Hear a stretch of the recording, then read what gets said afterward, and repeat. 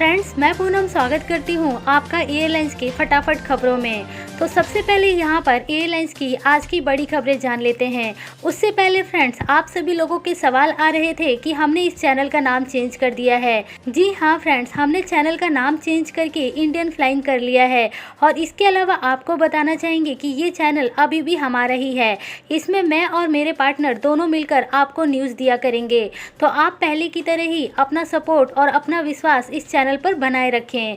तो एयरलाइंस की आज की पहली बड़ी खबर ले लेते हैं ऑस्ट्रेलिया जाने वाले लोगों के लिए। फ्रेंड्स, यहाँ पर आप लोगों को बताना चाहेंगे कि आप में से बहुत सारे लोगों के ऑस्ट्रेलिया जाने के लिए सवाल आ रहे थे। तो अब यहाँ पर ऑस्ट्रेलिया की सरकार आप लोगों के लिए एक अच्छी खबर ला रही है।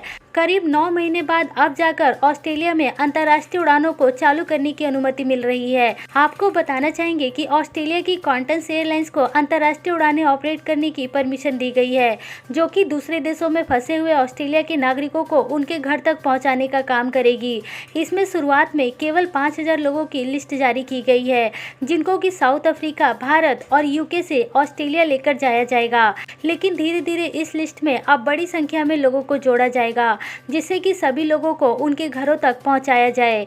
एयरलाइन से अगली खबर ले लेते हैं यूरोप जाने वाले लोगों के लिए। फ्रेंड्स, यहाँ पर आपको बताना चाहेंगे कि लुफ्थांसा अपनी उड़ानों को भारत से फ्रैंकफर्ट के लिए दोबारा से शुरू कर रही है। यहाँ पर लुफ्थांसा एयरलाइंस की उड़ानें अक्टूबर महीने के पहले सप्ताह में बंद कर दी गई थी। लेकिन फ्रेंड्स, अब यहाँ पर जो खबर निकल कर सामने आ रही है, उस खबर के अनुसार लुफ्थांसा फिर दोबारा से अपनी उड़ानों को शुरू कर रही है, जिससे कि भारत और जर्मनी के बीच में जो एयर बबल शुरू हुआ था, उस एयर बबल्स को दोबारा से चालू किया जाए। लुफ्थांसा ये उड़ानें 21 अक्टूबर से ऑपरेट कर रही है। साथ ही साथ एयर इंडिया ने भी अपनी उड़ानों की लिस्ट जारी कर दी है, जो कि एयर इंडिया 27 अक्टूबर से लेकर मार्च महीने तक अपनी उड़ानों को चालू कर रही है। आप इन फ्लाइटों की टिकट की बुकिंग एयर इंडिया की वेबसाइट से जाकर कर सकते हैं। साथ ही साथ एयर इंडिया की टिकटों की बुकिंग कॉल सेंटर या फिर बुकिंग ऑफिस से भी जाकर कर सकते हैं। आपको बताना चाहेंगे कि इसमें एयर इंडिया की टिकट का प्राइस काफ़ी कम आ रहा है, जो कि आपको 32,000 रुपये में भारत से फ्रैंकफर्ट के लिए मिल जाएगी। एयरलाइन से अगली खबर ले लेते हैं बांग्लादेश जाने वाले लोगों के लिए। फ्रेंड्स, यदि आप बांग्लादेश जाना चाहते हैं तो आपके लिए एक अच्छी खबर आ गई है, क्योंकि यहाँ बांग्लादेश जाने वाले लोगों के लिए बांग्लादेश और भारत सरकार ने मिलकर 56 उड़ानों को चालू करने की परमिशन दे दी है। इन 56 उड़ानों के माध्यम से जो लोग भी बांग्लादेश से भारत आना चाहते हैं या फिर भारत से बांग्लादेश जाना चाहते हैं, वे सभी लोग ट्रैवल कर सकते हैं। इसमें 28 उड़ानें भारत की एयरलाइंस कंपनी जैसे कि Indigo, SpiceJet, Vistara, Go Air इत्यादि ऑपरेट करेंगी। और साथ ही साथ 28 उड़ानें बांग्लादेश की एयरलाइंस कंपनी इन उड़ानों को ऑपरेट करेगी। आपको बताना चाहेंगे कि ये केवल कुछ उड़ानें ही हैं जो कि बांग्लादेश के लिए चालू हुई हैं। इसके अलावा अभी एयर बबल्स के तहत अभी कोई एग्रीमेंट नहीं हुआ है। ये केवल कुछ लिमिटेड समय के लिए ही कुछ इमरजेंसी में ट्रैवल करने वाले लोगों के लिए इन उड़ानों को चालू किया गया है, जिससे कि लोग इन देशों में ट्रैवल कर सकें। अगली बड़ी अपडेट आ रही है यहाँ पर भारत से हांगकांग जाने वाले लोगों के लिए।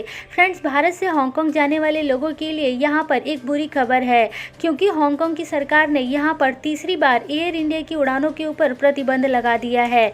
आपको बताना चाहेंगे कि ये प्रतिबंध 17 अक्टूबर से लेकर 30 अक्टूबर तक रहने वाला है, जहां पर एयर इंडिया के साथ साथ विस्तारा भी अपनी उड़ानों को ऑपरेट नहीं करेगी। आपको बताना चाहेंगे कि एयर इंडिया दिल्ली से हांगकांग के लिए और वहीं विस्तारा चेन्नई से हांगकांग के लिए अपनी उड़ानों को चालू कर चुकी थी। लेकिन जैसे ही एयर इंडिया की और विस्तारा की उड़ानों में कोरोना वायरस के पैसेंजर्स पाए गए, वैसे ही वहाँ की सरकार ने दोबारा से इन उड़ानों पर प्रतिबंध लगा दिया है। यदि इस चीज़ को रोकना है तो एयरलाइंस कंपनी को अवश्य रैपिड कोरोना टेस्ट को लेकर आना पड़ेगा, जिससे कि पैसेंजर्स के विमान में बैठने से पहले ही उसका टेस्ट किया जा सके, ताकि इस तरीके की समस्या दोबारा उत्पन्न ना हो। एयरलाइन से अगली बड़ी अपडेट निकलकर सामने आ रही है यूके जाने वाले लोगों के लिए। फ्रेंड्स, यूके के लिए एयरलाइंस कंपनी जैसे कि विस्तारा और वर्जिन अटलांटिक, ये दोनों अपनी उड़ानों को भारत से स्टार्ट कर चुकी हैं। आपको बता दें कि इससे पहले विस्तारा ने अपनी उड़ानों को भारत से यूके के लिए अपने बोइंग 787 ड्रीमलाइनर से स्टार्ट कर दिया था, लेकिन अब दोबारा विस्तारा इन उड़ानों को लंदन के लिए शुरू कर रही है। साथ ही साथ यहाँ पर वर्जिन अटलांटिक, जो कि यूके की एयरलाइंस कंपनी है, वह भी मैनचेस्टर से भारत के लिए अपनी उड़ानों की शुरुआत करने जा रही है। इससे यूके में ट्रैवल करने वाले लोगों को काफ़ी आसानी होने वाली है, क्योंकि अब उनके पास कई सारे ऑप्शन होंगे, जिससे कि वह अच्छे प्राइस में टिकट बुक करके ट्रैवल कर सकेंगे। जाएंगे। अगली बड़ी अपडेट निकलकर सामने आ रही है यूएई जाने वाले लोगों के लिए। फ्रेंड्स, यदि आप भारत से यूएई में ट्रैवल कर रहे हैं तो आपके लिए एक ज़रूरी जानकारी एयर इंडिया और एयर इंडिया एक्सप्रेस की तरफ से आ रही है, क्योंकि अब यदि आप अबू धाबी का रेजिडेंस वीज़ा लेकर ट्रैवल करते हैं तो आपको आईसीए अप्रूवल लेना अनिवार्य है। इससे पहले भी आईसीए अप्रूवल को कंपलसरी रखा गया था, लेकिन उसके बावजूद भी बीच में बहुत सारे लोग बिना अप्रूवल के ही ट्रैवल कर रहे थे। लेकिन अभी जो खबर निकलकर सामने आ रही है उसके अनुसार यदि आप शारजाह में ट्रैवल करते हैं तो आपके पास आईसीए का अप्रूवल होना जरूरी है, तभी आप ट्रैवल कर पाएंगे। अगली बड़ी अपडेट निकलकर सामने आ रही है दिल्ली एयरपोर्ट से। फ्रेंड्स, दिल्ली एयरपोर्ट कोरोना के समय से ही अपनी उड़ानों को टर्मिनल 3 से ऑपरेट करता हुआ आया है। आपको बताना चाहेंगे कि जब पैसेंजर्स की संख्या काफ़ी कम हो गई थी उस समय केवल टर्मिनल 3 के ही कुछ काउंटर को खोला गया था, लेकिन अब जैसे जैसे यात्रियों की संख्या बढ़ रही है वैसे वैसे टर्मिनल 3 को तो पूरी तरीके से खोल ही दिया गया है। साथ ही साथ टर्मिनल 2 से भी सभी उड़ानों को चालू किया जा चुका है। अगली बड़ी अपडेट निकलकर सामने आ रही है वह क्वारंटाइन के नियम को लेकर है। फ्रेंड्स, आपको बताना चाहेंगे कि धीरे धीरे अब क्वारंटाइन को सभी देश खत्म करने के ऊपर काम कर रहे हैं। आपको बता दें कि जिन देशों में कोरोना का लेवल काफी सिमिलर सा है या फिर कोरोना काफी कम है, वह देश अब बिना क्वारंटाइन के ही उड़ानों को ऑपरेट करना स्टार्ट कर चुके हैं। यहाँ पर फ्रेंड्स, जो खबर निकलकर सामने आ रही है उसके अनुसार हांगकांग और सिंगापुर, इन दोनों देशों के बीच में जो एयर बबल शुरू हुआ था उस एयर बबल्स के तहत यात्रा करने वाले पैसेंजर्स का क्वारंटाइन नहीं किया जा रहा है।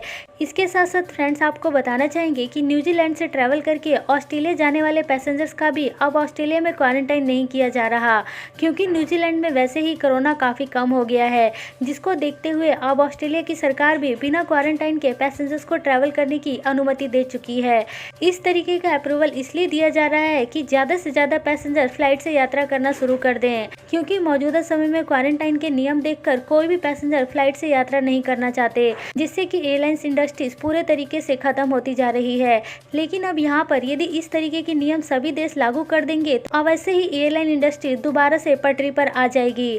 फ्रेंड्स, वीडियो खत्म करने से पहले आपको बताना चाहेंगे कि आप में से बहुत सारे लोगों के सऊदी को लेकर सवाल आ रहे थे कि क्या सऊदी हम बांग्लादेश या फिर दुबई से होते हुए जा सकते हैं या फिर नहीं, क्योंकि भारत यहाँ पर बांग्लादेश के लिए और साथ ही साथ दुबई के लिए अपनी उड़ानों को चालू कर चुका है। तो फ्रेंड्स, यहाँ पर हम आपको बताना चाहेंगे कि अभी तक ऑफिशियली भारत सरकार या फिर सऊदी की सरकार से ये जानकारी नहीं आई है कि इस तरीके से पैसेंजर ट्रैवल कर सकते हैं या फिर नहीं। तो हम यहाँ पर आपको इसके बारे में कोई भी जानकारी नहीं दे पा रहे हैं, क्योंकि जब तक सरकार की तरफ से ऑफिशियली जानकारी नहीं आ जाती तब तक यहाँ पर कुछ भी कहना मुश्किल है, क्योंकि हो सकता है कि यदि आप बांग्लादेश या फिर दुबई से ट्रैवल करें तो आप मुसीबत में पड़ जाएं, क्योंकि वैसे ही फ्रेंड्स आपको पता होगा कि दुबई से तकरीबन 100 भारतीयों को वापस उनके देश भेजा जा चुका है, क्योंकि उनके पास दुबई में एंट्री करने के लिए प्रॉपर डॉक्यूमेंट नहीं थे। तो फ्रेंड्स, आज की इस वीडियो में फिलहाल इतनी जानकारी थी। वीडियो अच्छी लगी होगी तो वीडियो को अवश्य लाइक करें और ये जानकारी अपने दोस्तों के साथ जरूर शेयर करें, और चैनल को यदि आपने अभी तक सब्सक्राइब नहीं किया है तो इस चैनल को जरूर सब्सक्राइब कर लें।